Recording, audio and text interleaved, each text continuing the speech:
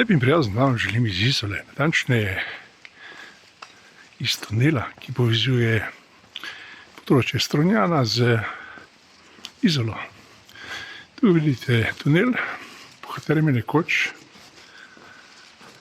potekala železniška proga med Trstom in Porečem. Seveda preko Kopra, Izole in Portoroža. Danes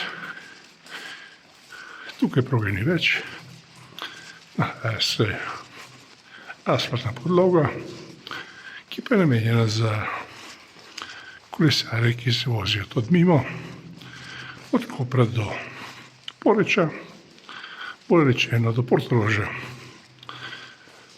Namreč do Portoroža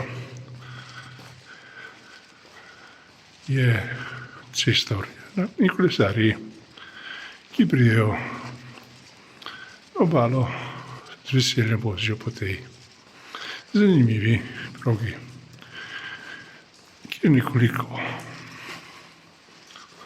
amatersko zahtevna, vendar nič posebnega. Pa mi smo se danes odpravili po njej izključno zato, da vam pokažemo izgled tunela znotraj, ki je po več kot 100 letih še vedno brez posebnih obdelav, še vedno ustrezno ohranjen. No, res da v določenih delih prepušča vodo, vendar nič posebnega. To kolesarje, ki tudi vozijo, ne moti, ravno morda obratno.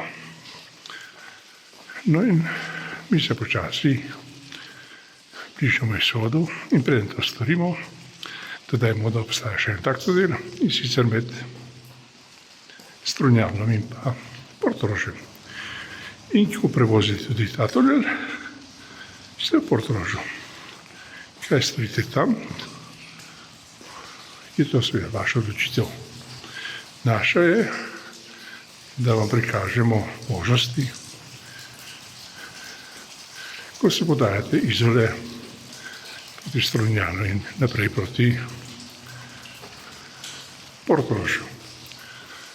No, to je bil kratek utrinek za vse tiste, ki morda te proge ne poznate. Je pa ustrezno označena in tudi pred 2-3 leti zelo urejena. No, to je bil naš kratek utrinek posebej za vas. In ne držim v rokah. Tole je lovorjev list. In zakaj se potrebuje lovorjev list? To vedo gospodinje. Jaz sem le dobavitelj, se šalim, prinositelj tega zanimivega zelišča, ki dodajajo in je del različnih kulinaričnih